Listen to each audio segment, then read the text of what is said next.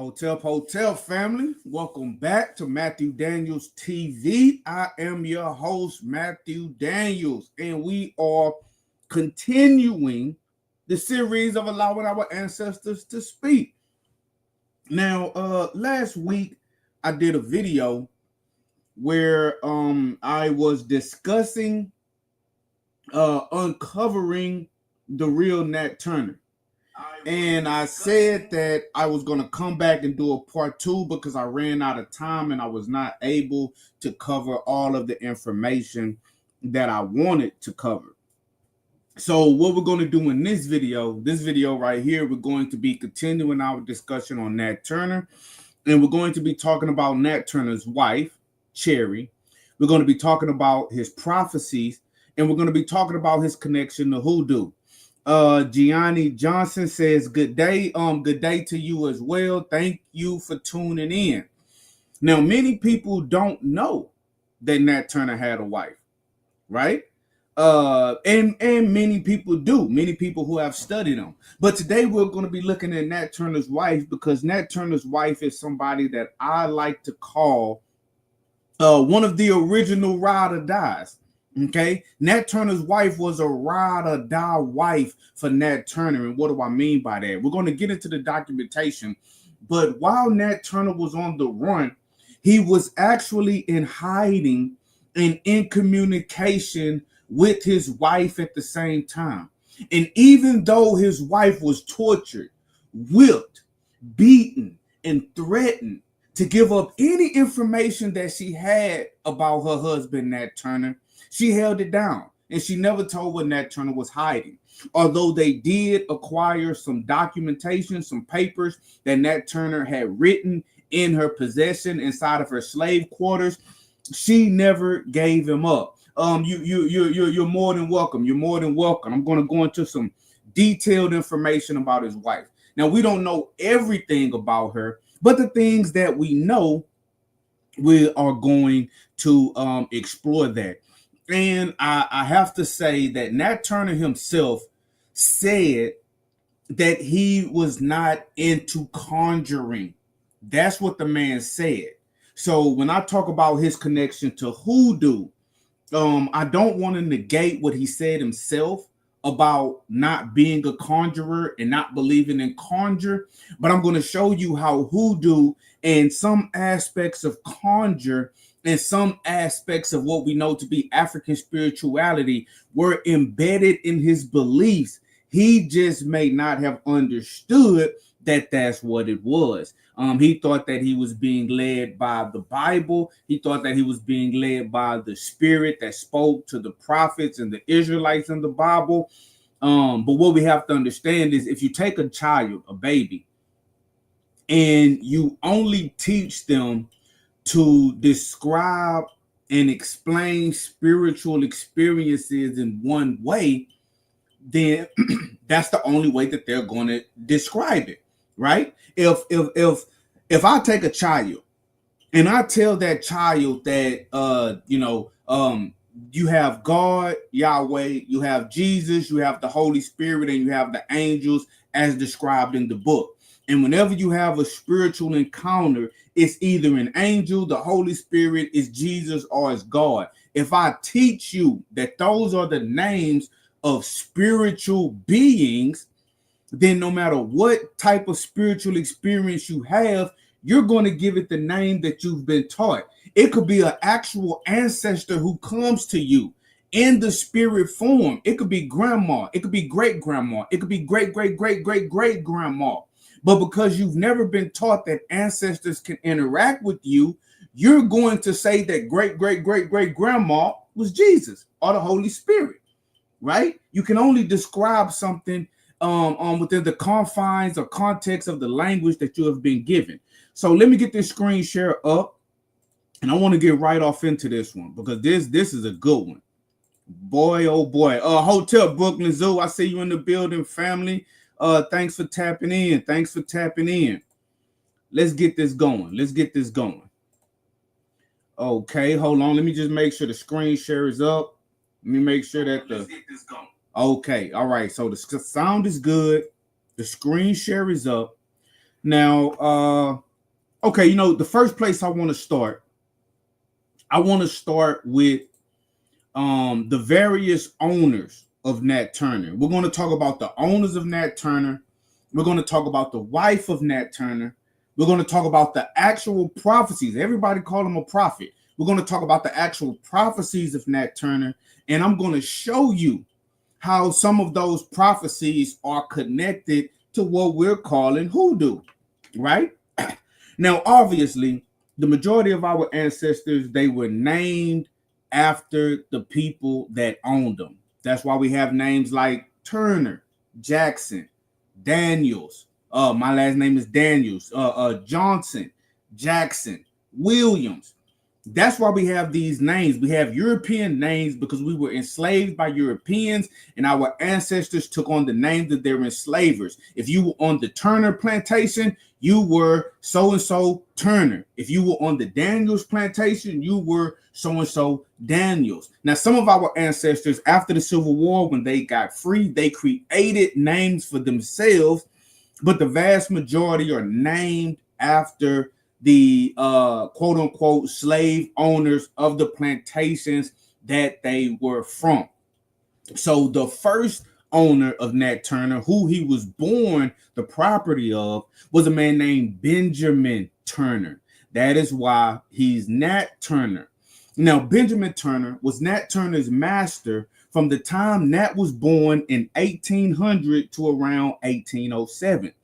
After Benjamin's son, Samuel G. Turner, married in 1809, Benjamin informally transferred several of his slaves to Samuel, including Nat, his mother Nancy, his grandmother Lida, and his alleged wife Cherry. Watch this.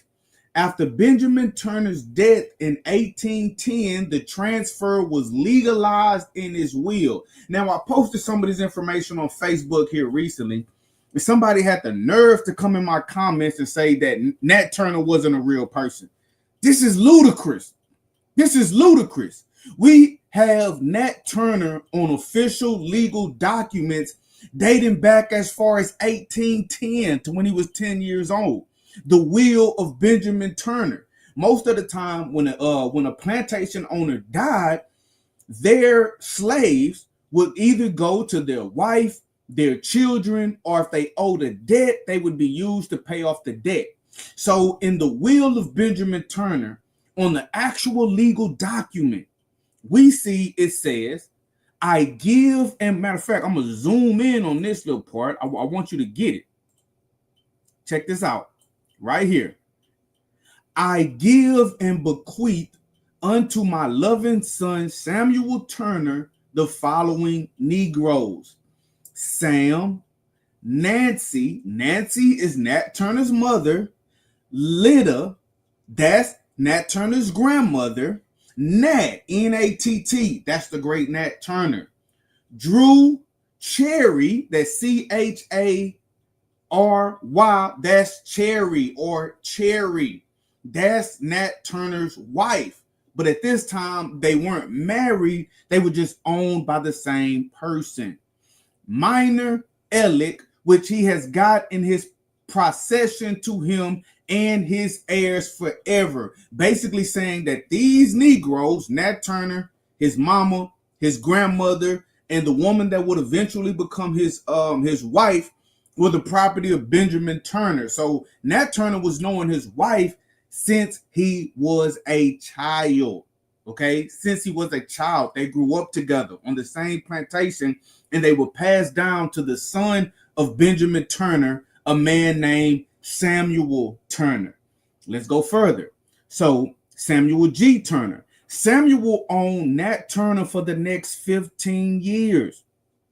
After Samuel died in 1822, Nat remained in the hands of Samuel's widow, Elizabeth Turner, for about a year. So it went from Benjamin Turner to his son's wife. This is the transfer of ownership of the prophet Nat Turner.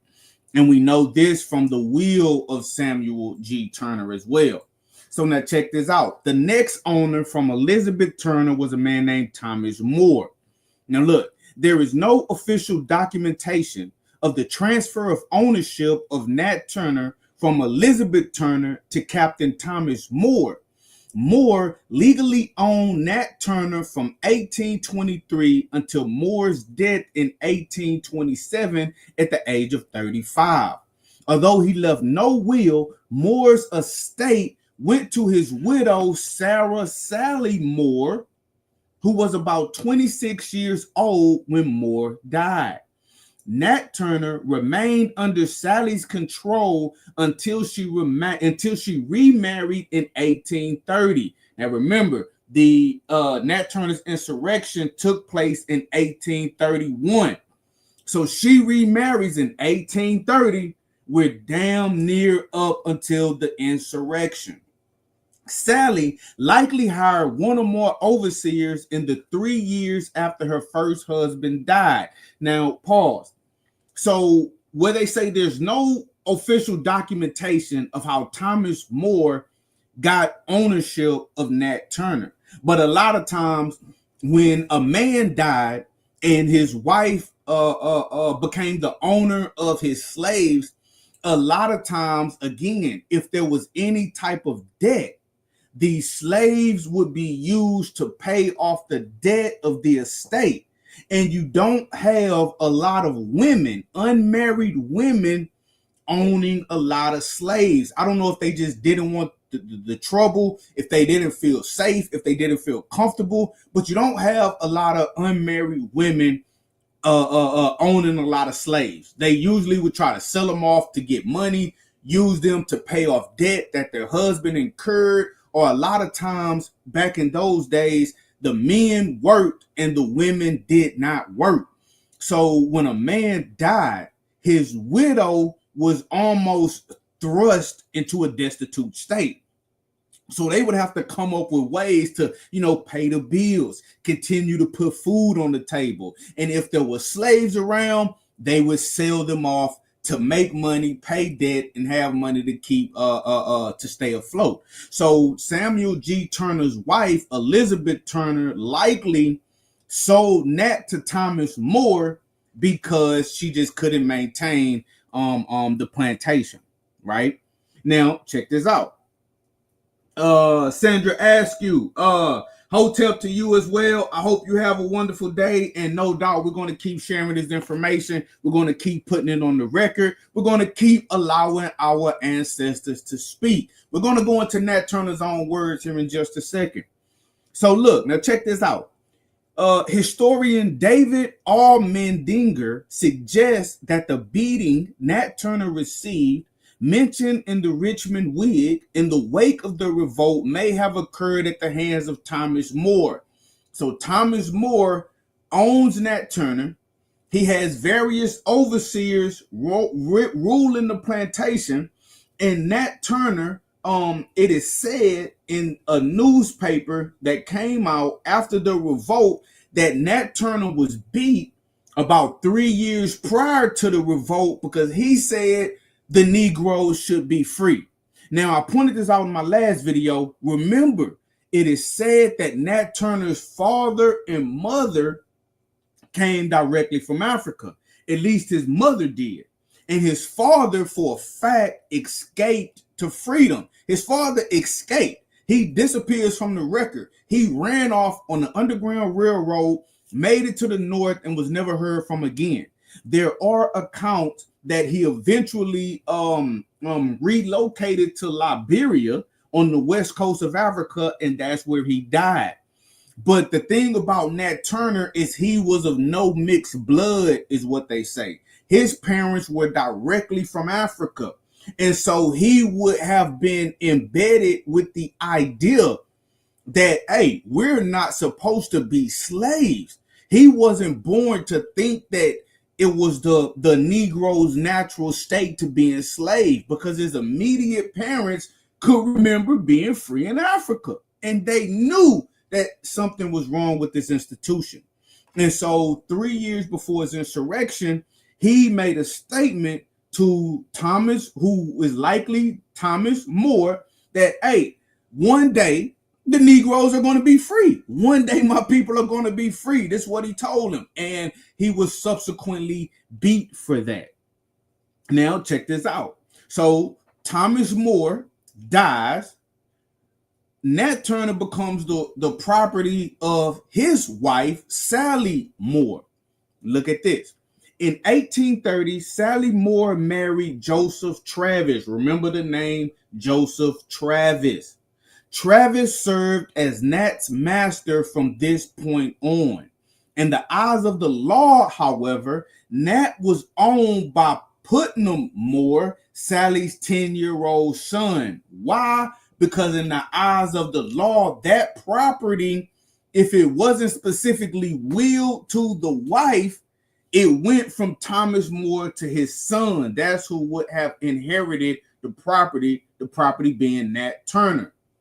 But Nat Turner, for all intents and purposes, on the ground in real life, he was the property of Sarah Moore, who would have became Sally Travis at marriage, and married to a man named Joseph Travis. Now, why is this important? This was the first person that was killed by Nat Turner and Nat Turner's insurrection. The insurrection of Nat Turner began on the plantation that he was enslaved at. So this guy, he comes into this marriage, and then about a year later, he's getting whacked because he married somebody that was on, that owned the prophet, who was whose life's mission it was to free his people from slavery, right? To free his people from slavery. So during that time, since Nat Turner changed hands several times, the other people in his life changed hands during that time as well. And so his wife, Cherry, who he knew from his time as a slave of Benjamin Turner, eventually, during the time of the insurrection, she was the property of a man named Joseph Reese, a property owner, a slave owner, a plantation owner who had a plantation not too far away from where Nat Turner was enslaved. So look what it says. Oh, and the source I'm using, if anybody tells you that Nat Turner isn't real, go to your computer, type in the Nat Turner Project, the natturnerproject.org. It's so many sources, right? The natturnerproject.org. If you're interested in Nat Turner, type that in on your computer and you are going to be blown away. You're going to be looking at documents for days, I promise you. So look, historical sources suggest that Nat Turner had a wife, and I'm going to show you some of those historical sources. This is a fact. This is a fact. It's not just a suggestion. The most likely person is an enslaved woman named Cherry. That's not the most likely person. This is a fact. Okay? A slave listed as Chary, remember that spelling, Chary, appeared in Benjamin Turner's will in 1810.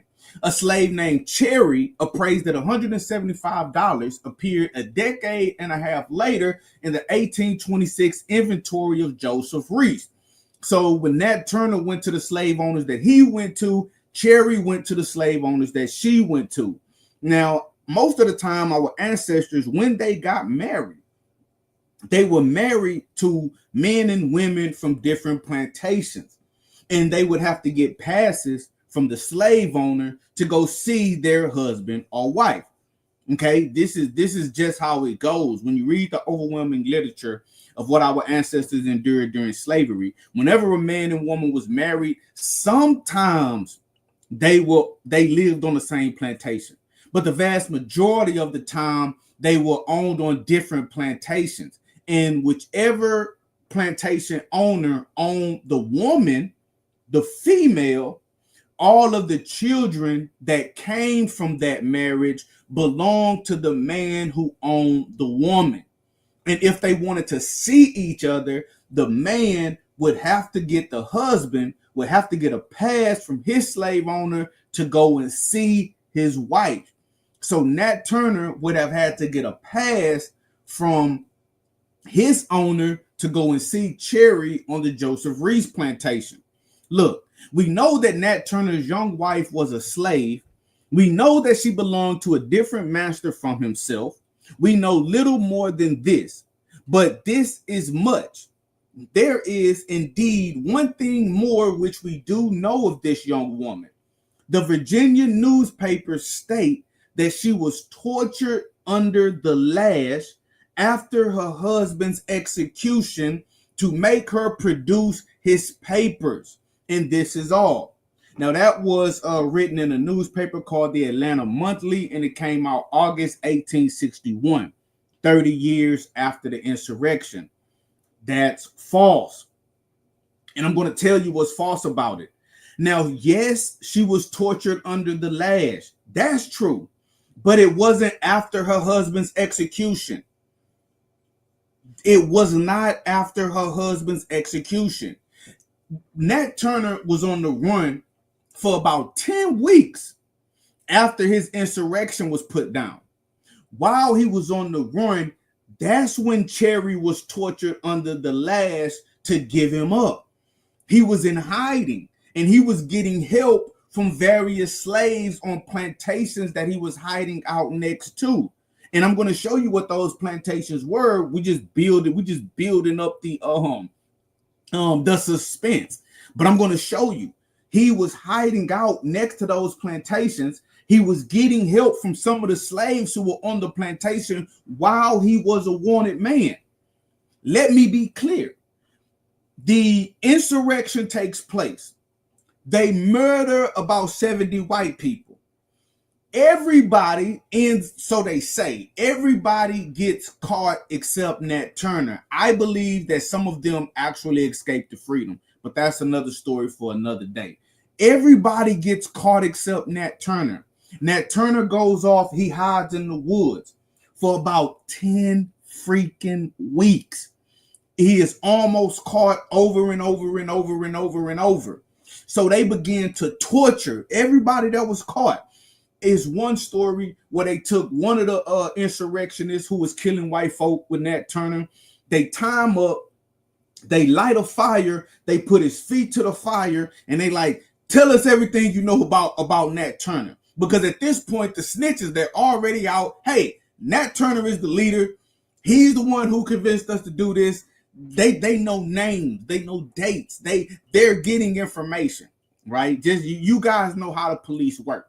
You guys know how the police work. When something goes down, if it's 50 people involved and they arrest 45 people, people are going to start talking, especially if they are being tortured. So they're burning people's feet. Hey, where's Nat Turner? Where's Nat Turner? Where is he at? What's the extent of the plot? Who's all involved? They're asking them all kind of questions.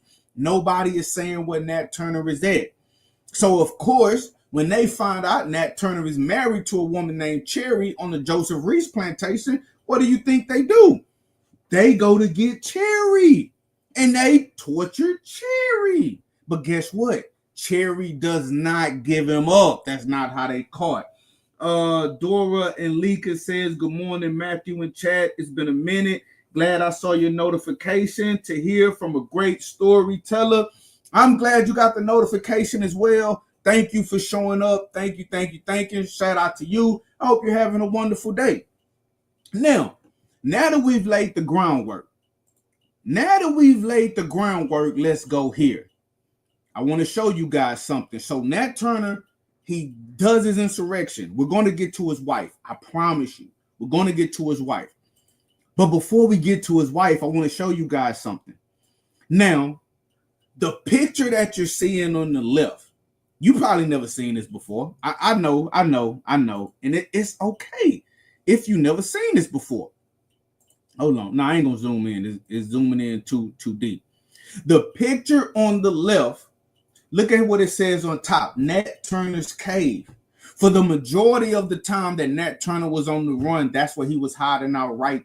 He was hiding out right there. He had dug out like a little cave, a little hole, under some abandoned fence post. And so he was hiding out right there for about 9 weeks, right? He hid in various locations, but he spent most of the time right there. Now, again, somebody had the nerve to come to my Facebook and tell me that Nat Turner is a mythical person when we have so much evidence. It's crazy. So let's talk about what exactly Nat Turner was doing while he was on the run. Then we're going to get into his wife, one of the original ride or dies. His wife was ride or die, man. I got to give it to her. She didn't give him up. She didn't give him up, and she could have. So this is from the Confessions of Nat Turner. This is Nat Turner's own words, family. Nat Turner's own words. So we're going to fast forward. This is while Nat Turner is on the run. This is not the details about the event itself. And we're going to start.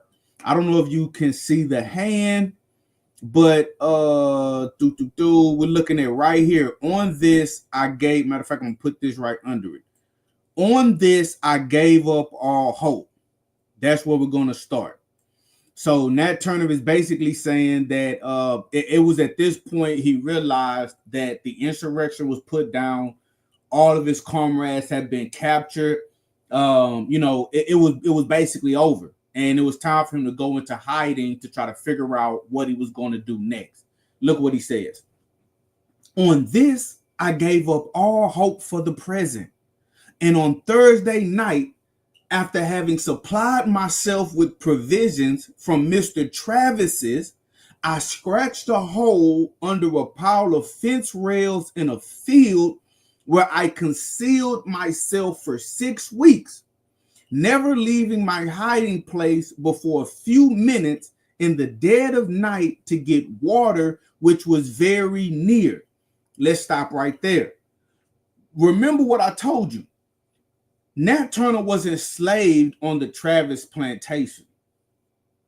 The first place they went to start killing white people was the Travis plantation. Nat Turner said that he believed since God had spoke to him, since God told him that he should do this, he felt like what he calls the work of death. He calls it the work of death a lot. He says that the work of death needed to start where he was actually enslaved himself. And that's real. You got to salute Nat for that. You got to salute him. And Nat Turner, in his own words, he said that the slave master Travis, he wasn't even a harsh master. He said he wasn't even harsh on him. We won't call him good, because can a slave master be good? That's like a philosophical question. You're owning other people, so are you really good? But some slave owners were harsher than others. But Nat Turner says out his own mouth that, hey, Mr. Travis, he never really did nothing to me. However, I've been called by God to end this wicked system of slavery. He owned slaves. He ended me. I've convinced all of these men with me to go out here and commence this work of death. So as a leader, we're going to start with the man that's enslaving me. I'm going to show you this is how it's done. I'm going to kill the man that's enslaving me to, embolden those with me to kill the person that's enslaving them. I can actually relate to that. I remember when I was in the streets, I haven't always been a good guy. I denounce all of that foolishness right now. But I remember when we would go on missions, like to break in somebody's house or something like that as a teenager, I always wanted to go in the house first. I felt like it was just more, I felt more of a leader if I went in first. I'm the first to encounter the danger. If something goes wrong, I'm the first one in the bullseye. You see? So with Nat, he was like, I'm finna go to Mr. Travis's first. Now, look what he's saying, though. On this, I gave up all hope for the present. And on Thursday night, after having supplied myself with provisions from Mr. Travis's, I scratched a hole under a pile of fence rails in the field. So they went to Mr. Travis's. They killed everybody white that they found there, even the babies in the crib. They went from plantation to plantation, killing people. So he's saying when he's on the run, he didn't run to Philadelphia. He didn't run to Canada. He didn't run to the north and try to escape and never come back. No, he's still in the same area. He's so much so in the same area.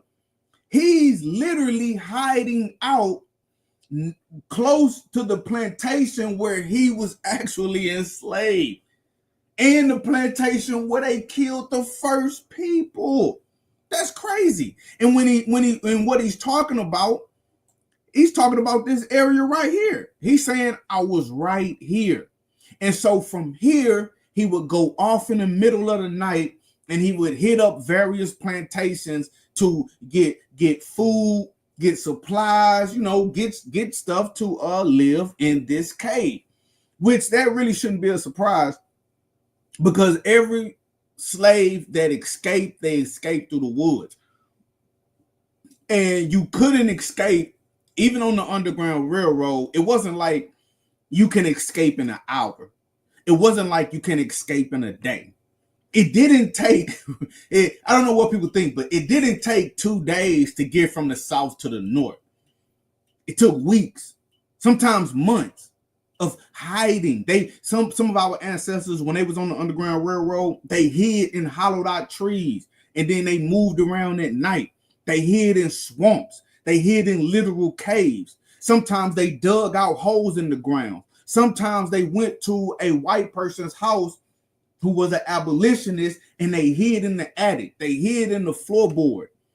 So this going off and hiding, Nat Turner wasn't new to this. He escaped slavery once before his insurrection. He escaped slavery for about a month. He was gone, hiding in the woods, hiding in caves, hiding in the swamps, living off the land. And he made the decision to come back because he said God told him, hey, I didn't tell you that it was your mission to escape like your daddy did. No, it's your mission to lead this insurrection. And if you have to die, then damn it, so be it. So Nat Turner said he went back, and everybody told him he was a fool for going back. But if he never would have went back, the insurrection of 1831 never would have took place. Look what he says. Never leaving my hiding place before a few minutes in the dead of night to get water, which was very near, thinking by this time I could venture out, I began to go about in the night and eavesdrop the houses in the neighborhood, pursuing this course for about a fortnight and gathering little or no intelligence, afraid of speaking to any human being, and returning every morning to my cave before the dawn of day.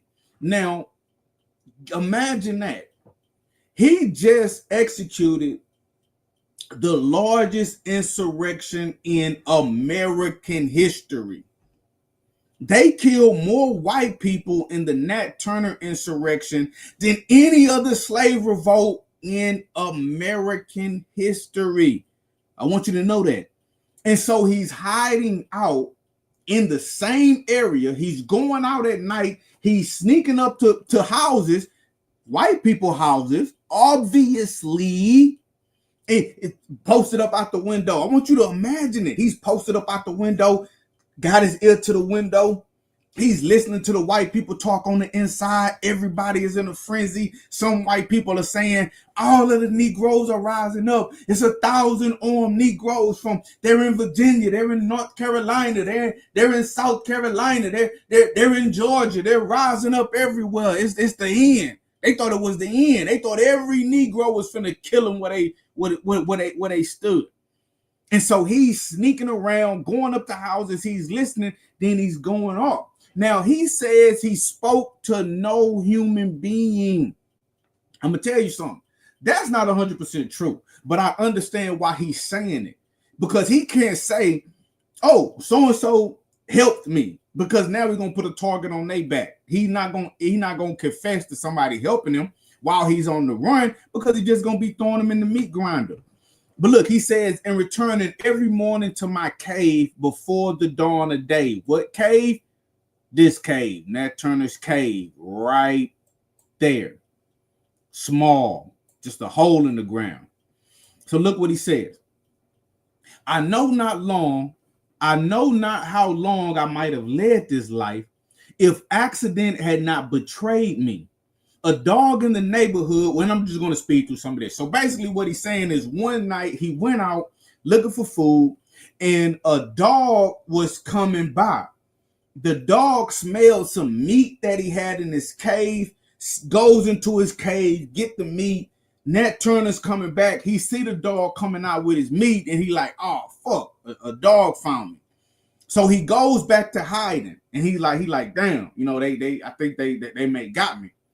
So a few nights after that, there's two Negroes who's out hunting, and they're hunting with the same dog that found meat in Nat Turner's cave a couple of nights ago.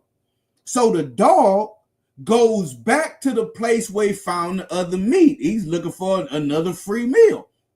So when the dog is coming to Nat Turner's cave, Nat Turner just so happened to be coming out. The dog see him, the dog start barking. So picture the scene. You got Nat Turner, he's creeping out. He like, see the dog start barking. He like, damn, that's the same dog that was here the other night. Must be coming back to get some meat. There's two Negroes with the dog. So what does Nat Turner do? Hey, look what he says. Thinking myself discovered, I spoke to them to beg concealment. On making myself known, they fled from me. So Nat Turner says, hey, quiet the dog. The Negro is probably like, hey, who is that? Who is that hiding? Who are you? What's going on? Now, obviously, these Negroes know that the insurrection just took place. They know that it's a man named Nat Turner still on the run. They know what the hell going on. So when Nat Turner say, hey, I'm General Nat. You feel me? I'm General Nat. I just led the revolt to try to free you. Don't give me up. The two Negroes like, oh, that's Nat Turner. I don't want nothing to do with him. They run off immediately to go snitch. They run off immediately to go say, man. They run off immediately to go snitch. They don't say, oh, quiet down the dog. Oh, man, General Nat, well, appreciate what you did for us, brother. They like, hell no. If it get found out we saw you and we didn't tell, they gonna torture us, hang us, skin us, just like they did everybody else. So they run off.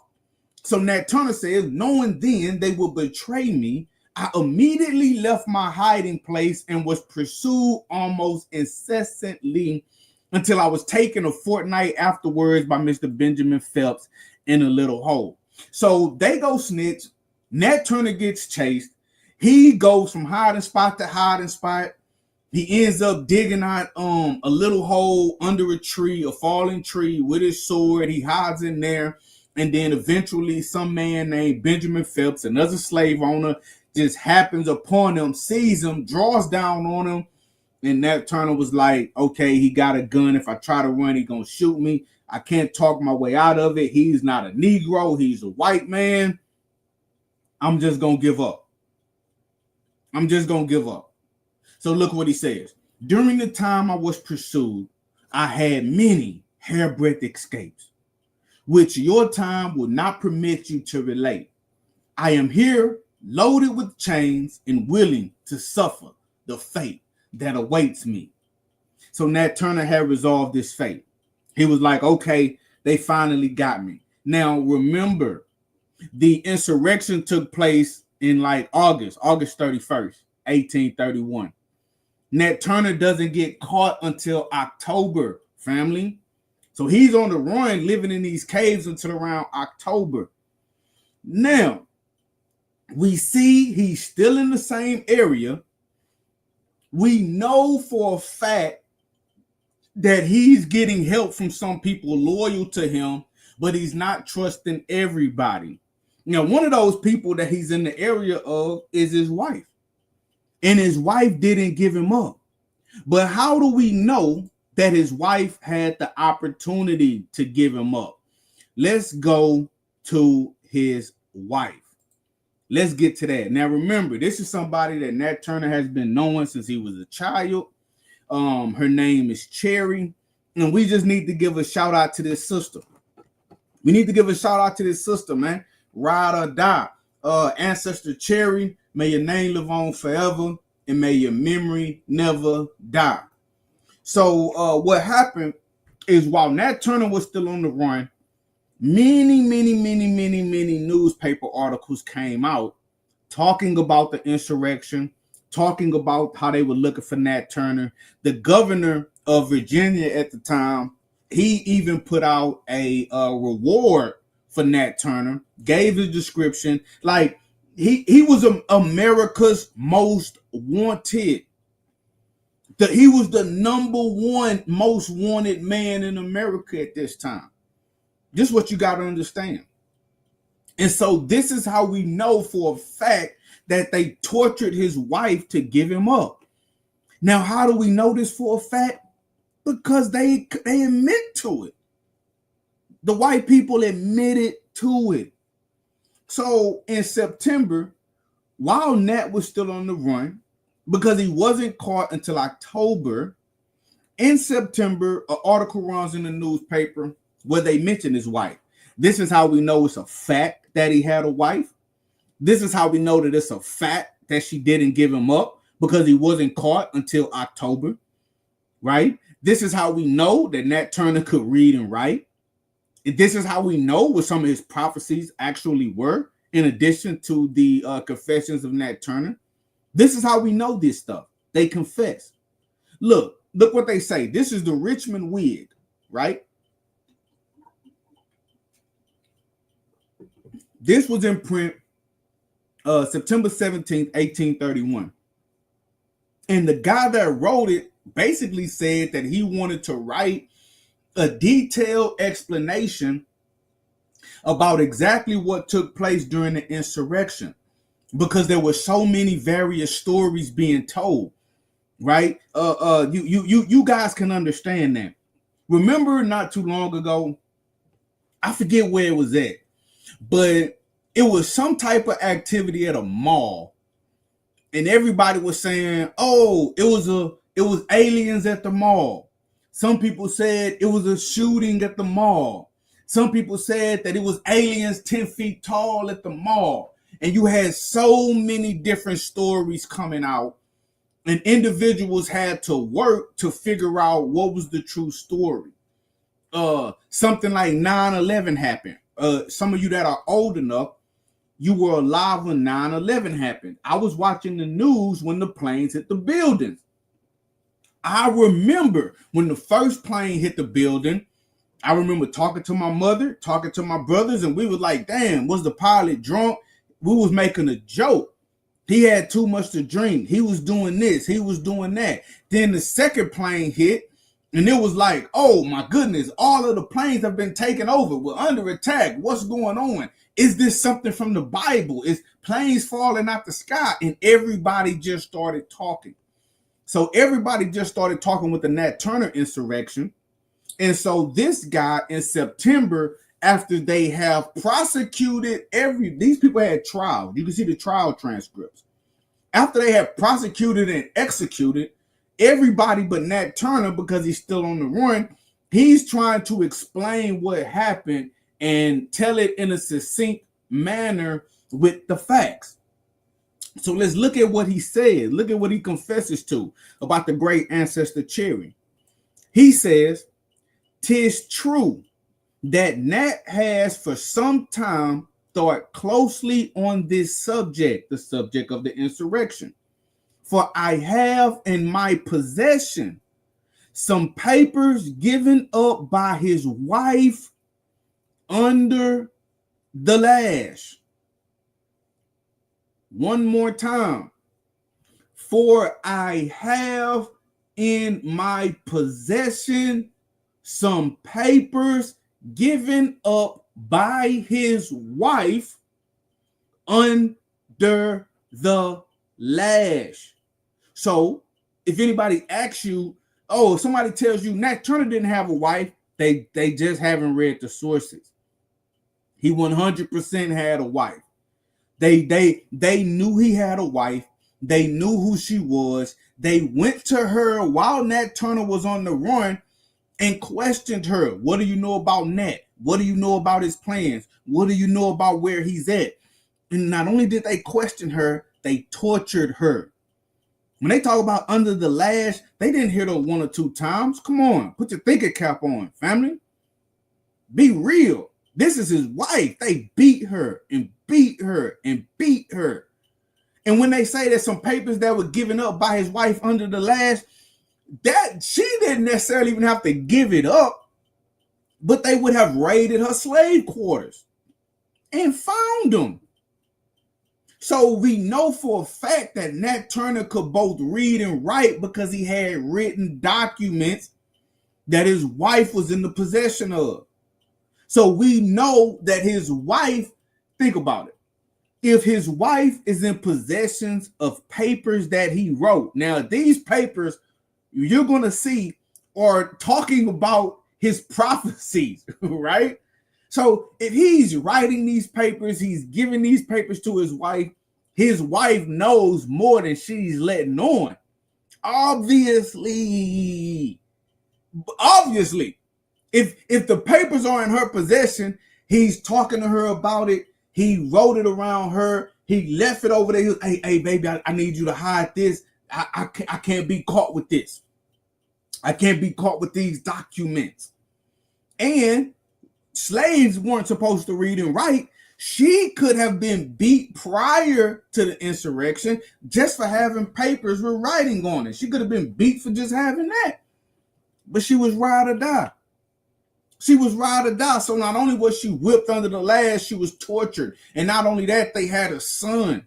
They had children together. Family, I want y'all to think about that. They had children together. Nat Turner had a wife and kids. Nat Turner has descendants that are still alive right now to this day. In 2016, a mayor in, I think it was Indiana, returned the skull of Nat Turner to his living descendants. So this man had a whole family. This man had a family. This man had a family, but he was willing to risk it all on behalf of all of us, me and you. And like I keep trying to tell people, Nat Turner's insurrection was one of, not the, it was one of the catalysts that led to the Civil War. Because I'm going to tell you, white people got afraid. They got scared. In some states, I think, matter of fact, I'm not going to quote the state, but in some states, after the Nat Turner insurrection, you want to know the laws that they came up with? They wrote laws saying, hey, you can't bring no new slaves into this state. It's illegal. Only what we have.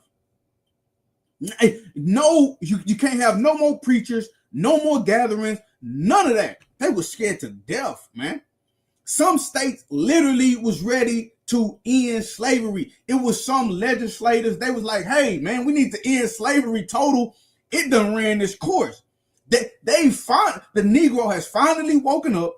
They're ready to kill indiscriminately. And you have some white people like, hey, I don't own slaves. I never owned a slave. I don't want to own slaves, but they're going to kill me just because I'm white and you own slaves. We got to do something about this. It's not a coincidence that the Nat Turner insurrection took place in 1831 and the Civil War started in 1861. That's 30 years later. That's a hop, skip, and a jump. That's like the next day when you're talking about in history. That's like the next day. You understand what I'm saying? So look, check this out. So what was Nat Turner's prophecies? I'm going to get into some of them, but I want to show you guys something. These papers, they exist today. Don't let nobody fool you. They got these papers in some type of private collection. Nobody destroyed the papers of Nat Turner. I told you, they had his skull until 2016 and they just gave it back to his family. If they kept his skull, you think they didn't keep these papers? You think they didn't keep these? Somebody got these papers. They need to give them up, or we're going to bash them with the lash. Check this out. The papers. They are filled. Now, this is the guy that has the papers. This is what he's saying. He is looking at the papers. This is what he says is on it. They are filled with hieroglyphical characters. If nobody knows what hieroglyphical characters mean, it's an allusion to the writing called the metal netter or the hieroglyphics in Egypt. Now, I'm not saying Nat Turner knew how to write metal netter or he knew how to write in hieroglyphs, Egyptian script, but it's pictograms. Okay? Whatever some of the stuff that he wrote, he didn't write it A, B, C, D, E, F, G, although he knew how to spell the English alphabet. He could write in English. He wrote in hieroglyphical characters, meaning he wrote using pictograms. Now, we have to see these pictograms, but did each pictogram, was it a symbol that represented an idea? Or was it a symbol that represented a phonetic value, a sound? At one point, Nat Turner said he had a vision of the sky and he saw various beings in the sky standing in different positions with their arms and legs and heads and different attitudes is what he called it. But attitudes mean different positions. Did he draw what he saw? I'm of the opinion he drew the vision. He drew what he saw. And if they're calling it hieroglyphical characters, a character is like a letter with a phonetic value. Or a character can be just like an image of something. So I believe he drew what he saw. So this guy says conveying no definite meaning. It conveyed no definite meaning to him because he wasn't the person that wrote it. He wasn't the person that saw the vision. Just like somebody could take the book of Ezekiel and, I saw a wheel in the middle of a wheel and it had various eyes and wings and it moved to and fro, yada, yada, yada. That don't make no sense. That seemingly has no meaning, but come on, man. This definitely had meaning. Look what he says. The characters on the oldest paper apparently appear to have been traced with blood. So now we have Nat Turner writing and drawing some of these characters in blood. And on each paper, a crucifix and the sun is distinctly visible. Now I want you guys to I want you to stop right there. Now, according to Nat Turner, I got to give credit to what the ancestor said. He said he didn't believe in any conjuring. So on the surface, he don't believe in hoodoo. So why is Matthew Daniels associating Nat Turner with any type of hoodoo? I'm going to show you why. Look what the man said. Now, this man has the papers. He says on each paper. So every single paper that they found in possession of Nat Turner's wife, Cherry, may your name live on forever and may your memory never die. Nat Turner had drew a crucifix and a sun. The crucifix is a cross, and we all know the sun, it's a circle. He said that that's distinctly visible. A crucifix and a sun on each page. Now I'm going to show you something. Anybody that follow my videos, you already know where I'm about to go. You already know where I'm about to go.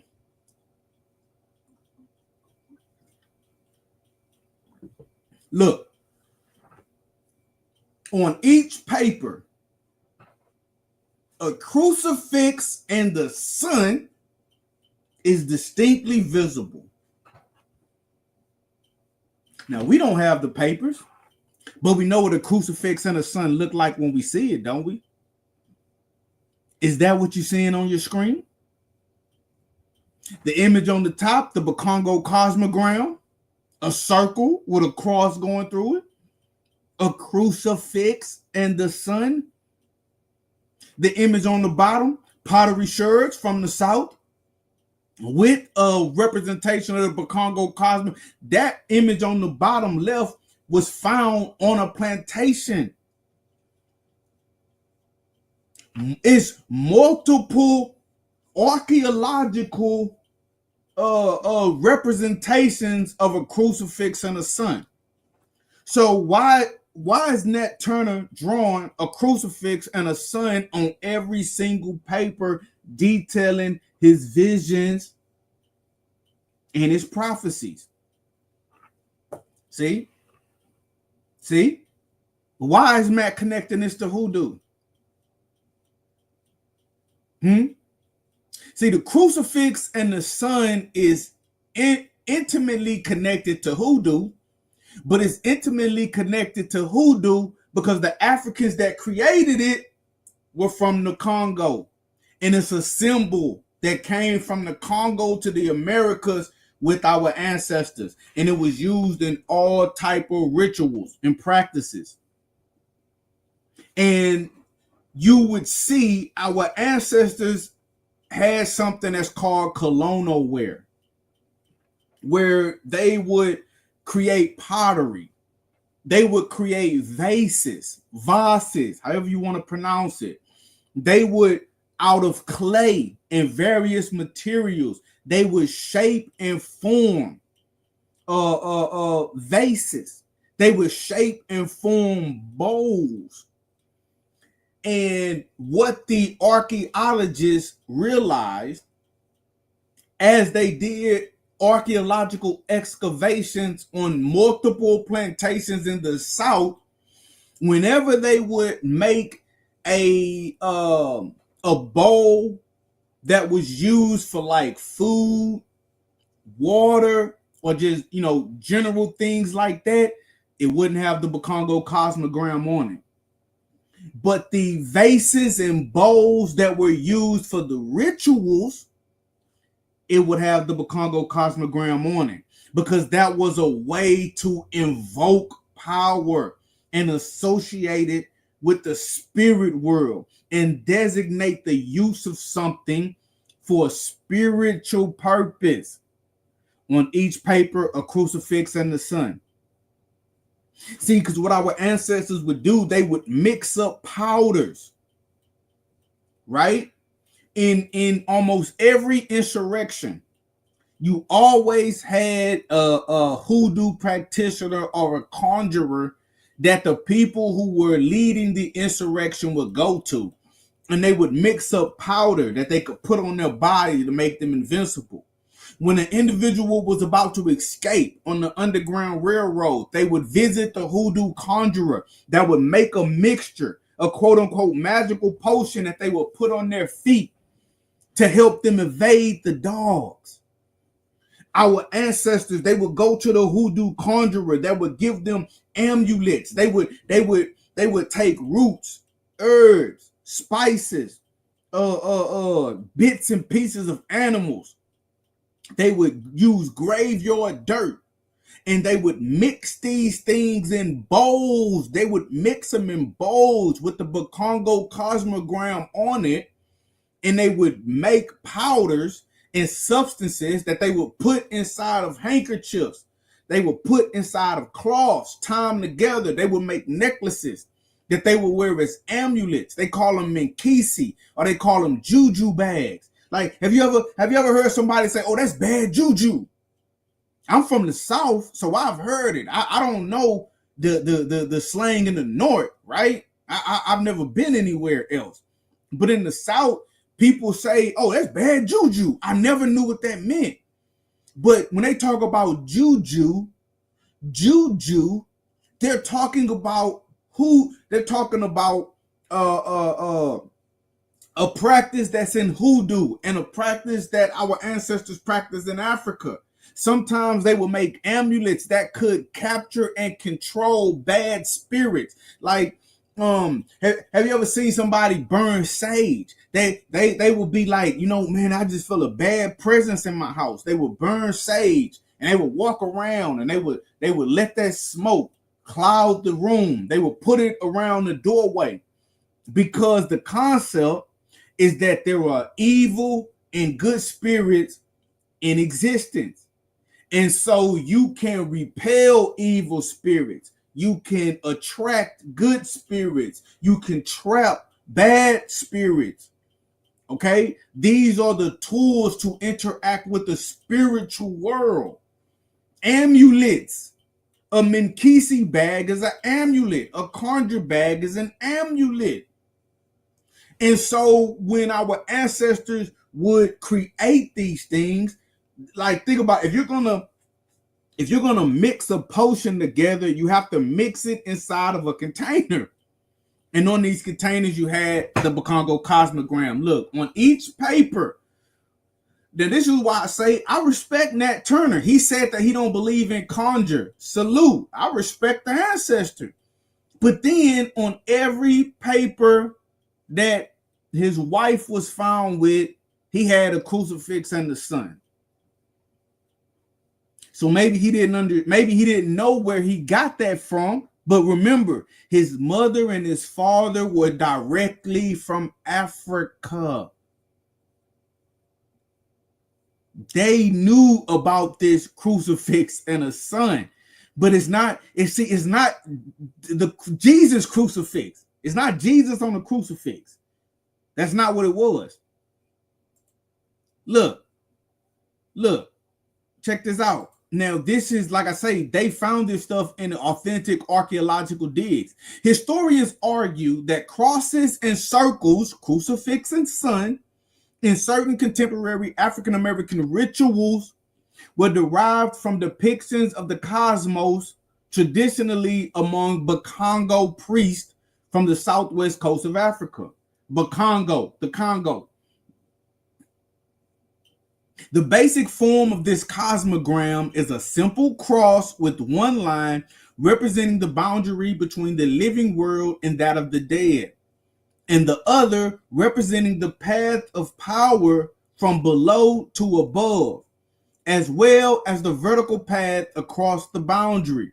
Marks on the basis of colonial wear, bowls found in river bottoms and slave quarter sites in South Carolina suggest that more than 150 years ago, African American priests used similar symbols of the cosmos.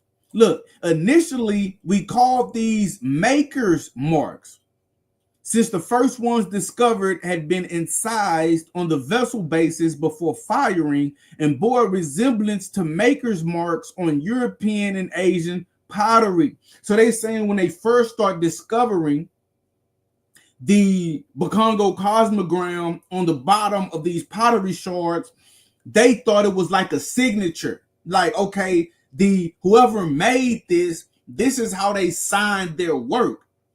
Because you had maker's marks in European and Asian pottery where the particular potter would make a certain incision on it or their name or a symbol so you know it's theirs. So they say, the archaeologists say, when we first start seeing these crucifixes and the sun, this cross and a circle, we call them maker's marks. Like, oh, whoever was making this, that's how they signed their work. But look, similar marks, however, were soon found inscribed on interior bottoms, and still others were scratched into the bowls after the vessels were fired. So what they're saying is some of these marks were created before it was placed in the fire and hardened, and some of these Bakongo cosmograms were scratched into the bowls after they were placed into the fire and hardened. What does that mean? That means that some of the bowls were created for a ritual purpose. They knew they were doing this before they put it in the fire to harden the clay. Others, someone would take a regular bowl that yesterday it wasn't used for a ritual, but since I want to use it for a ritual today, I'm going to carve the Bakongo cosmogram in it to add that spiritual spice. You understand? Some archaeologists argued that they were owners' marks. Again, like a signature. But there was too little variety in the marks to suggest different owners. Meaning, if it was an owner's mark and it was like a signature, why the hell do they all look the same? Obviously, they all weren't made by the same person. So why the hell would everybody have the same signature? Interpreting the mark as either makers or owners has serious flaws. Although we could not explain what these marks meant, over a period of several years, a pattern emerged, linking the marks to earthenware bowls collected underwater from rivers. What we knew was this: the majority of marks were cruciform or crucifix or some variation of a cross or X. All marks were found on colonial-ware bowls, the bowls that our ancestors made. None on the colonial-ware cooking jars we commonly found. So none of these marks was on cooking jars. But they were on bowls used for what? Rituals. Also, there were no such marks on imported European bowls, although slaves were using large amounts of European ware as well as colonial ware. So none of the bowls that they got from the slave master had these marks. So the archaeologists were able to, from the collected data, to understand, oh, this cross and circle, this is ritualistic purposes, and this ritual is derived from the Congo cosmogram. And we know for a fact that every paper that Nat Turner's wife had, think about it, on every paper where he drew these hieroglyphical characters depicting his visions, he drew the crucifix and the sun. Imagine that.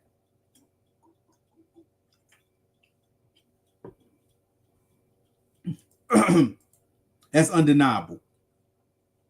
That's undeniable. That's undeniable, family. Undeniable. Undeniable. So let's move forward just a little bit more before we get out of here. So Nat Turner's Prophecies. You know what? Now, Nat Turner wasn't a preacher. He was just somebody that talked about the Bible, and he said that he literally said, I can't take anything away from his words, he literally said that the spirit that spoke to the prophets in the Bible was speaking to him. But let's examine Nat Turner a little bit deeper. In fact, this is our ancestor, right? We can examine our ancestor, the great Nat Turner, right? There's nothing wrong with this. Now, this is from the same newspaper that I just read from about his wife. The guy writes, "Our insurrection," talking about Nat Turner's, "general or not, was the work of fanaticism, lies. Anyway, General Nat was no preacher, but in his immediate neighborhood, he had acquired the character of a prophet, like a Roman Sibyl. He traced his divination in characters of blood on leaves, alone in the woods. He would arrange them in some conspicuous place, have a dream telling him of the circumstance, and then send some ignorant black to bring them to him, to whom he would interpret their meaning. Thus, by means of this nature, he acquired an immense influence over such persons as he took into his confidence. He likewise pretended to have conversations with the Holy Spirit and was assured by it that he was invulnerable." Now, we're going to look at what this guy said. We're going to extrapolate the facts, and we're going to disregard his interpretation of the facts. Okay? And I'm going to show you guys how to do this. One, fact.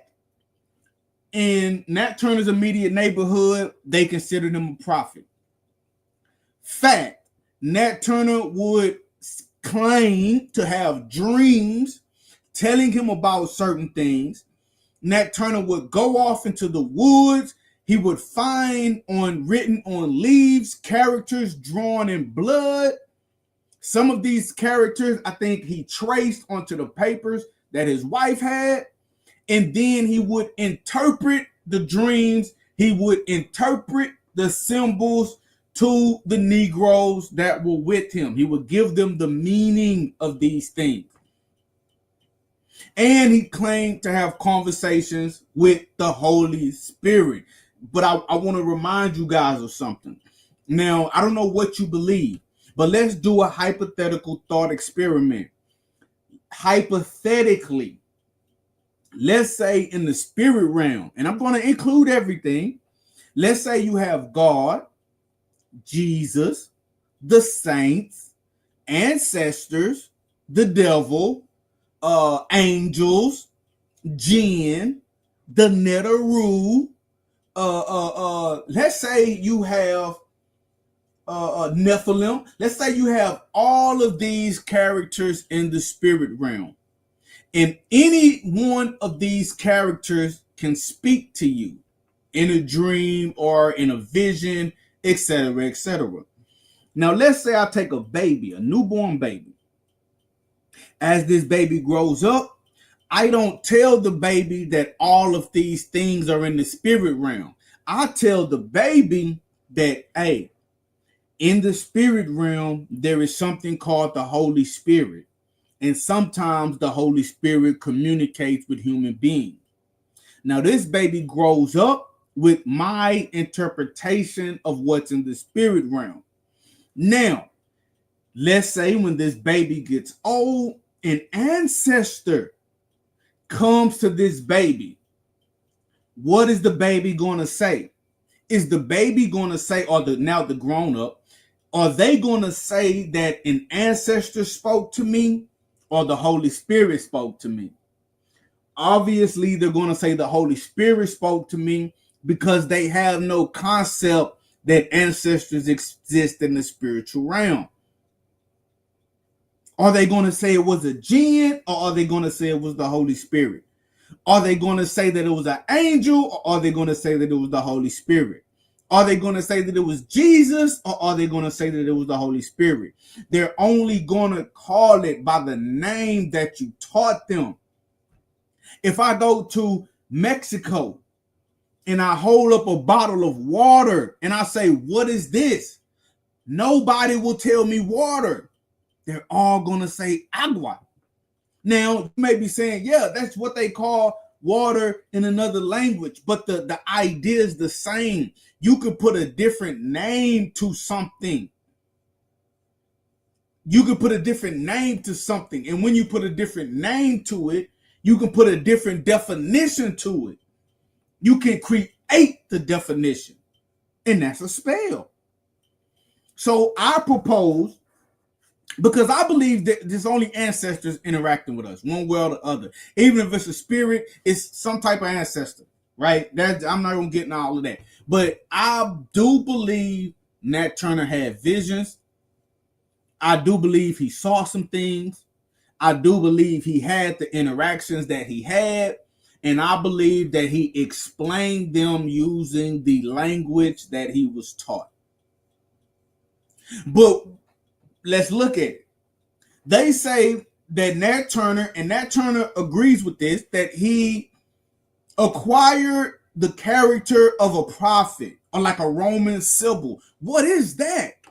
That's not really a preacher, right? A preacher is someone, you go to church on Sunday, they take a Bible verse, they explain the Bible verse, and they make that Bible verse make sense in your immediate life, right?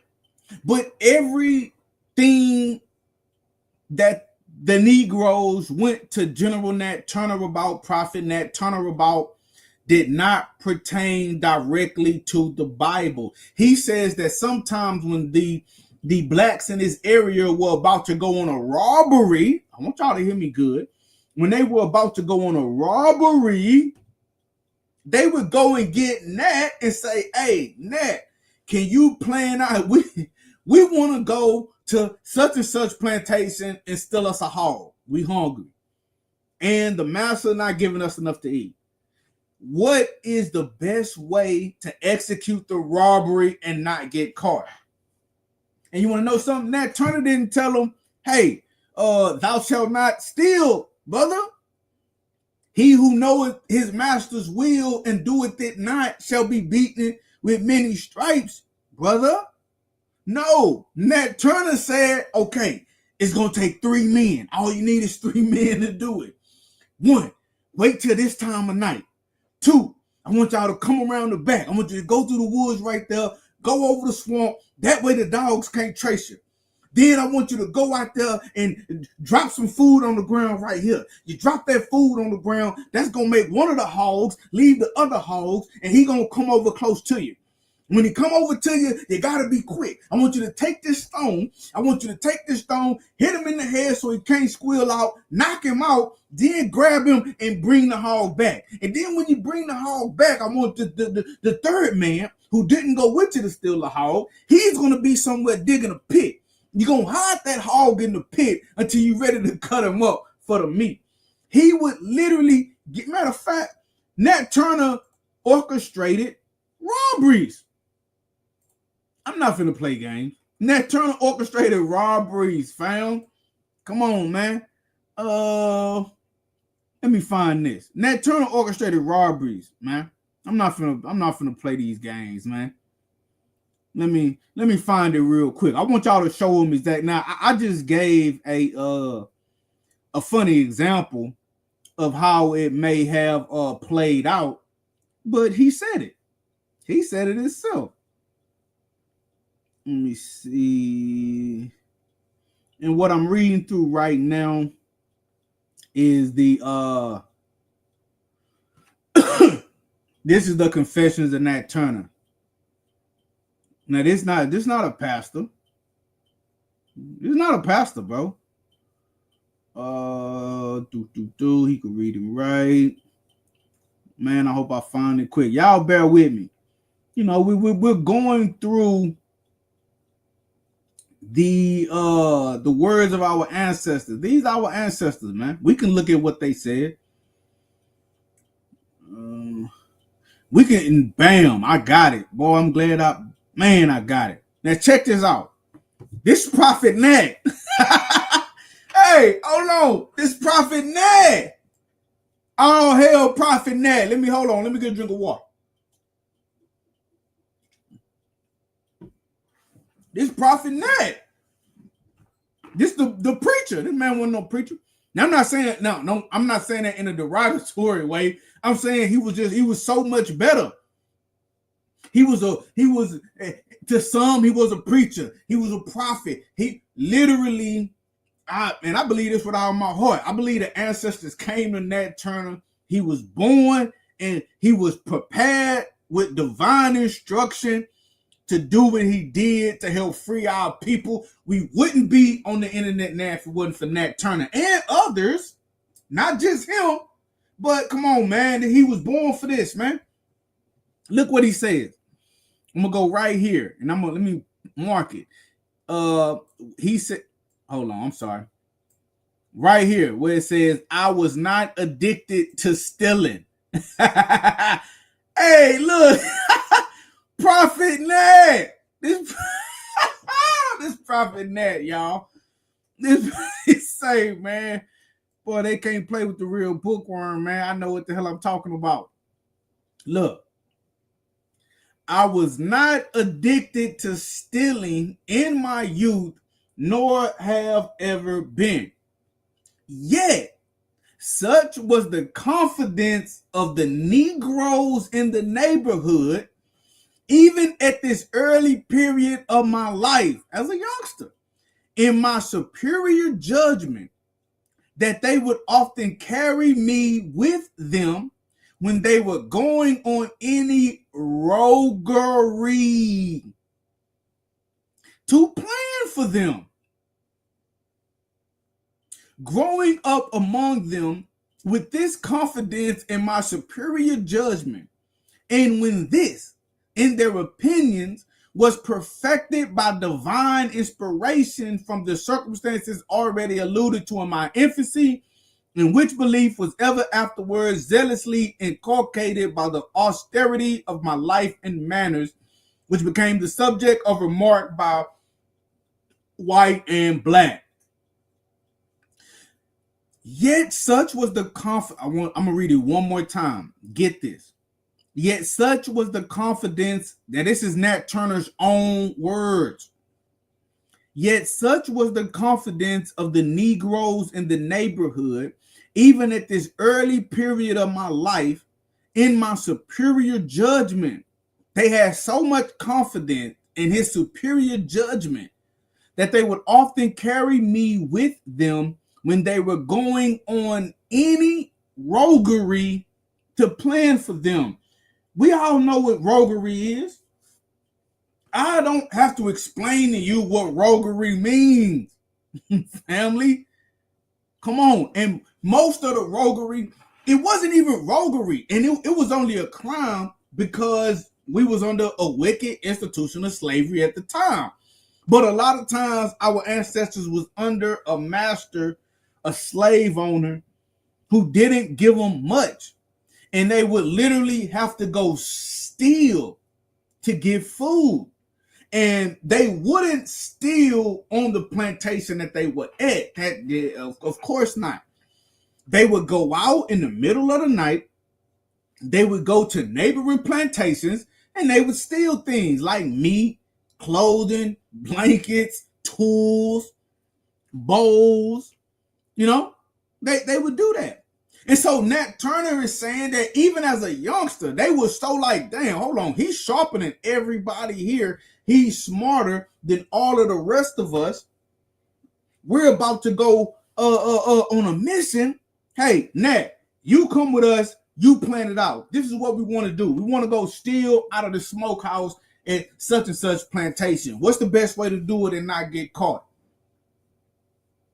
And so they already had a confidence in his superior judgment. Then they came to believe that he was divinely inspired, that he had some kind of connection to the spirit realm.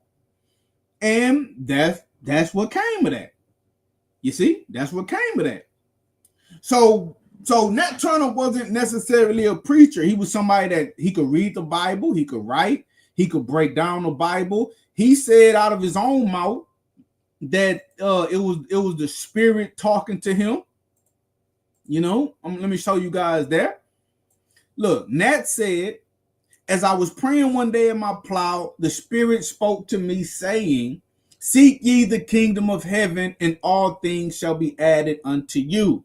Question, what do you mean by the spirit? The person that's talking to him, that wrote the book. Nat says, the spirit that spoke to the prophets in former days. So he's saying that's who was talking to him. You know? And this is where, watch, now this is where I say that out of his own mouth, Nat Turner said that he wasn't into conjuring and all of that. But I just showed you guys the Bakongo cosmogram. Look, he says, knowing the influence I had obtained over the minds of my fellow servants, not by the means of conjurings and such like tricks, for to them I always spoke of such things with contempt, but by the communion of the Spirit, whose revelations I often communicated to them, and they believed and said my wisdom came from God. So he was 100% communicating with some spiritual entity. Okay? But like I say, I showed you guys the Bakongo cosmogram that he wrote on, that he drew on every paper. So he had some kind of connection to Hoodoo, whether he understood it or not. Whether he understood it or not. And so Nat Turner, hold on, let me see. So what eventually happened was when they referred to Nat as like a Roman symbol, really he was closer to that than what we call a prophet.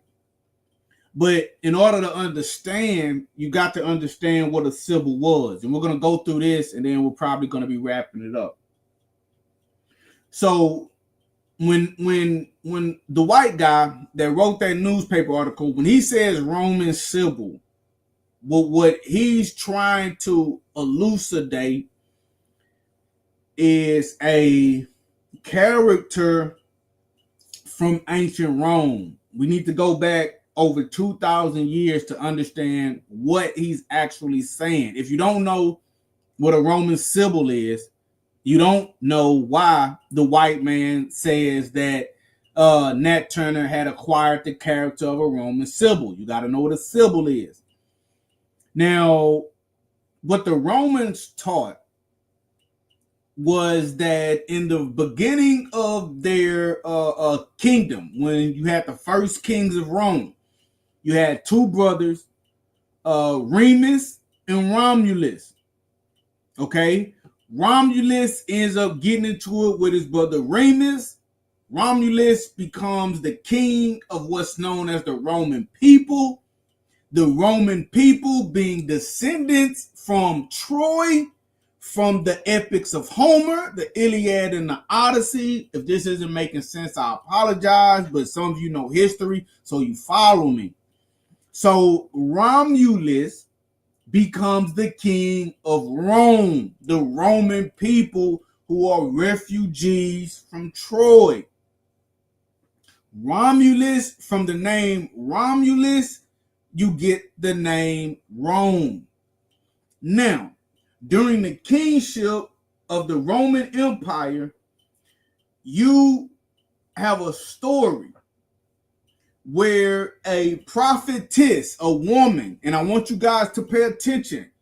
In ancient history, a lot of times the prophets were women. The people that spoke to the spirits were women.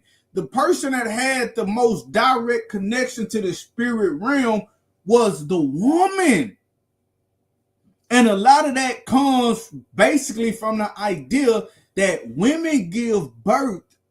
So you can have a woman with a womb, an empty womb, they can have sex, and then something can begin to form in that womb, and a spirit from somewhere else, a consciousness from somewhere else can connect to that physical fleshly body that's forming in the woman's womb. And inside of the woman is where you get that connection between the spirit and the physical. That's where the connection takes place for people. Inside of the woman is where it happens. So it's like the womb is magical. You got to go through the womb to get to planet Earth, to come from the spiritual realm to Earth. So the woman has a better connection. Anyway, so what the Romans taught was early on in the kingdom, a prophetess woman came to the king and she had 9 books, 9 scrolls of prophecies. And she said, listen, I will sell you these 9 books for X amount of dollars or X amount of silver, whatever the standard Roman currency was. And the king was like, why the hell would I pay you for those 9 books, not knowing the importance of it? So it was like, I'm not paying you nothing. So she said, very well. She left. Out of the 9 books, she burned 3. Some time went on. She came back. She came to the king and was like, hey, I have these 6 scrolls, these 6 books. I will sell you these books for the same price that I was going to sell you the 9. And so the king, still not respecting what the information that's in the books, the king was like, well, I didn't even want to buy the books, the 9 books at that price. Why would I buy 6 books at the same price for the 9 that I refused? Get the hell out of here. So the woman said, very well. She left. Out of the 6 books that were left, she burned 3 more. Some time passed. She come back to the king with 3 books. She tells the king, hey, I'll sell you these 3 books for the same price that I was going to sell you the 9 books for. The wise men in Rome said, hold on, wait a minute, king. I think you're making a grave mistake. It's something in those books that we need. We really should have bought out all 9 books, but man, pay the lady what she want. Take those 3 books. So the king was like, okay, I'm gonna pay for the 3 books. So the king get the 3 books. 6 books are lost, never to be redeemed. Now those 3 books become known as the Sibylline books. These books were a collection of prophecies and visions of the future, and basically divine information. And so whenever the Roman Empire was facing a critical moment and not knowing what to do, they would consult those 3 books to see if they could get an answer. The Roman historian Livy, in his work, The Early History of Rome, he says, speaking of a particular instance in Rome, the history of Rome, the state was at this time suddenly occupied with the question of a religious nature. In consequence of the discovery of a prediction in the Sibylline books, which had been inspected on account of there having been so many showers of stones this year, it ran thus: whensoever a foreign enemy should bring war into the land of Italy, Rome is in Italy, he may be driven out of Italy and conquered, if the Idaean mother should be brought from Pessinus to Rome. So it happened at a particular point in Rome's history where there was showers of stones. And the people were like, this is weird. What's going on? Maybe there's an answer in the Sibylline books. So they went to the Sibylline books to get an answer. So when they equate Nat Turner with the Roman Sibyls, what they are saying is Nat Turner was more than just a preacher. He was someone who had a direct connection to the spiritual realm. And not only that, he could answer questions about what was going on and what one should do in real time by consulting the gods. And not only that, Nat Turner was seen as someone who could see the future. And I keep saying this until people catch on. One of the biggest things that Nat Turner seen, the vision, the main vision that Nat Turner seen that he was struggling with, he saw the Civil War. Nat Turner saw a vision of the coming Civil War. That's what he was struggling with because it didn't make sense. He says, I'm going to show you something. I'm going to show you what Nat Turner said. That's what didn't make sense to him. He didn't understand. That's why he did what he did. Because he was like, hey, the blacks supposed to be fighting the whites. That's what he thought. You know?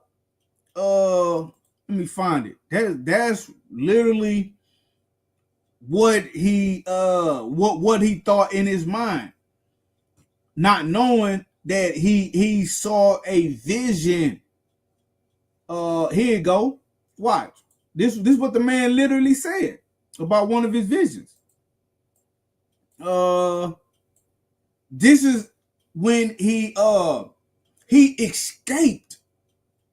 He escaped, and the spirit that was speaking to him told him to come back. And he says, and the Negroes found fault and murmured against me. They murmured against him because they were like, damn, bro, you escaped slavery and you came back. Saying that if they had my sense, they would not serve any master in the world. But what they not understanding is Nat Turner came back because he's saying the spirit told him, hey, no, it's not your fate to escape. No, you come back and you do what we told you to do, no matter how bad it get. And so he says, and about this time I had a vision. What was the vision? And I saw white spirits and black spirits engaged in battle. And the sun was darkened. The thunder rolled in the heavens and blood flowed in streams, and I heard a voice saying, such is your luck, such you are called to see, and let it come rough or smooth, you must surely bear it. So what the hell is he talking about? White spirits and black spirits engaged in battle. Imagine being enslaved and you see a vision of some black spirits in a great battle with white spirits. Nobody black has any weapons at the time. It's illegal to even look a white person in their eye. So he has to be like, what the hell? Imagine somebody on a plantation seeing the Civil War. They have to see, to us looking back, 2020 vision is, and it's always, I mean, hindsight is always 2020. But imagine being on a plantation where it's totally different. Everybody black is subhuman. You got no rights. They could kill you and nothing to be done. And then you see a vision of black people in uniforms holding rifles, shooting at white people holding rifles, shooting at black people. Y'all know what the hell? Am I going crazy? In uniform? What the? How are we going to get weapons in our hands? How are we going to get uniforms on our back? How is this going to happen, Lord? How is this going to come to pass, Lord? And so the only thing he could come up with is like, hey, bro, I know black people and white people, they're going to be fighting. This is going to bring about the end of our slavery. So, hey, I don't know exactly what to do. All I know is let's just go from plantation to plantation, killing everybody we see, gaining any weapons that we can gain, freeing the people on the plantation. They gonna join our army. Next thing you know, we're gonna have thousands of people going from plantation to plantation, and this great battle is gonna take place. That didn't make sense. Even when the Civil War first kicked off, it wasn't no black army. It wasn't no blacks in the army when the Civil War first kicked off. They didn't give black people no gun when the Civil War first kicked off. But because the Civil War kicked off, during the Civil War, they was like, hey, you know what? In order for the North to win, the only way we can win is if we free the blacks. Then when they freed them, they was like, the only way we gonna win is if we arm them. They freed them, they armed them, and then you have literally on record black people with muskets, swords, guns on the battlefield, engaging with whites and Confederates on the battlefield, killing each other, and all of that ended with Emancipation Proclamation, the Negro being free, just like Nat Turner said, just like we seen in this vision, 30 years prior to the Civil War kicking off. That was unheard of. Even if an individual was talking about freeing slavery, nobody was talking about companies of blacks shooting at whites and getting away with it. Nobody talking about that. I believe that's what the man saw. That's why he was so like, damn, what the hell is going on here? You keep showing me these visions. I see these visions. What does that even mean? I see 10,000 blacks with muskets fighting whites? What? But that's what it is. The man said it. He said, I saw white spirits and black. And even when he said this, the man, he in chains, finna be hung. He said, I saw white spirits and black spirits engaged in battle. Did whites and blacks ever engage in battle? Yes. When? The Civil War. He said that this was supposed to free his people. Did it free his people? Yes. He said blood flowed in the streams. Did blood flow in the streams? Yes. I got newspaper articles on some of the battles in the Civil War where the colored troops engaged Confederate troops, and literally it was a stream in the South overflowed with blood, ran red with blood from dead bodies being in it. I got the article. That happened. That happened. You feel me? And I keep telling people, Nat Turner's insurrection was 1831. The Civil War started in 1861, 30 years later. Come on, man. Come on, man. When people don't see it, they don't want to see it. They just don't want to see it. But like I say, we were just getting into it. So and even when Nat Turner knew that he was gonna die, man, the man stood firm to the end, man.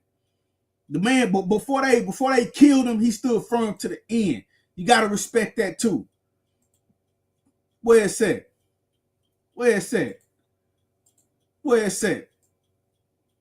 When he basically said that the time was fast approaching when the first should be last and the last should be first. When he basically told him, "Hey, I saw a vision that said the black people gonna be free.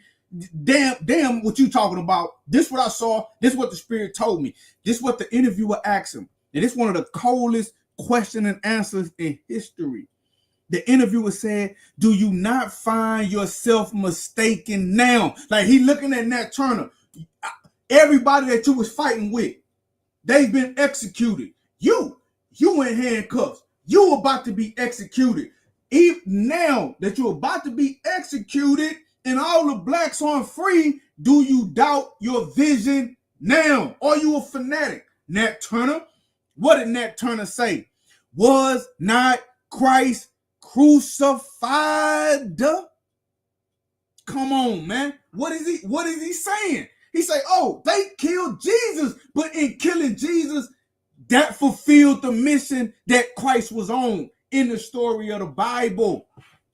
So he's like, "Oh, they gonna kill me, but they just don't understand. Killing me is part of the prophecy. I'm supposed to die. What are you talking about? You can kill a revolutionary, but you can't kill a revolution." That's what he told him. Bro, you can kill a revolutionary, but you can't kill a revolution. They killed Jesus and Christianity. Boom, boom, boom, boom, boom, boom, boom, boom, boom. Took off.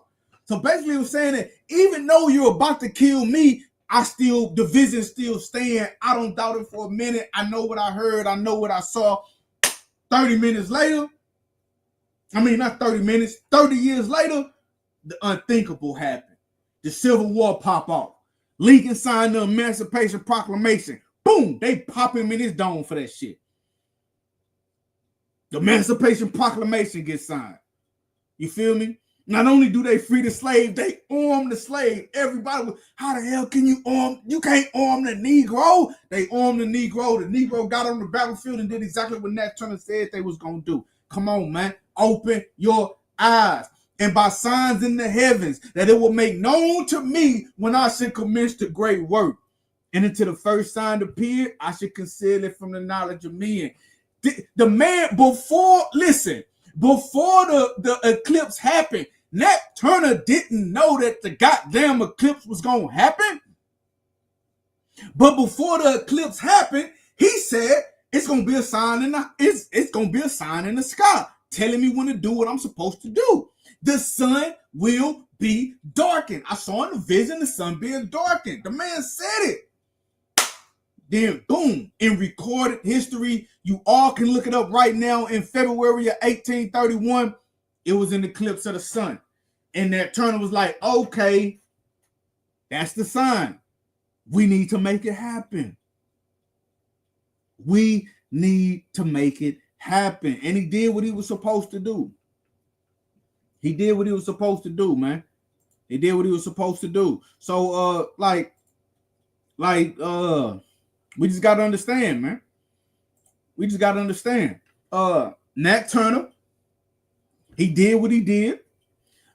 Even though he had a wife named Cherry, ride or die. She stood firm. They beat her with the lash. She never gave him up. She never said where he was at. She never gave him, if she would have gave them any extra information, they would have said that. He had children, but he still put his life on the line. She was a ride or die. We got to give a shout out to Cherry. Nat Turner, he escaped slavery before the insurrection. He came back to lead the insurrection. Crazy. After he led the insurrection, everybody got caught with him. He stayed in the exact same area. He didn't escape to the north like his daddy did. He stayed in the same area. The first place he hid out on, matter of fact, let's go to it. The first place he hid out was close by the plantation that he was on when he committed the first murder. He was right there. He went back to the same place he committed the first murder and got supplies to hide out. The man, he never intended to escape. That's what I want you to understand. Nat Turner never planned to ride off into the sunset and leave his people. He was either all of my people gonna be free, or hey, I just gotta die. Me dying, is that just part of the fucking plan? That's just part of the plan. He could have ran off. He was smart enough. He escaped and came back. He told you. Everybody made fun of him. Like, damn, you escaped for a month. Why you come back, bro? He say, because the spirit told me I need to do this, and damn it, I'm gonna do it. We don't have that kind of heart. Who got that kind of heart today, man? They're playing these games. They playing games, man. Who got that kind of heart today, man? You see? And he tells us out of his own mouth that as a baby, he was about 4 or 5 years old when it was first spoken by the elders and his mother that God had a plan on his life. That eradicates any idea of fanaticism. You wasn't a fanatic. A fanatic is something you grow up, you live your whole life, then you have some type of midlife crisis or something like that, and you start, oh, you know what, I've been chosen to do something great, and you just start making stuff up. No, he didn't do that. He didn't just grow up and start making stuff up. No, literally born for this. That's the crazy part about it that they can't get around. According to the story, he was born for it. Look, sir, you have asked me to give a history of the motives which induced me to undertake the late insurrection, as you call it. What are his motives? To do so, I must go back to the days of my infancy and even before I was born.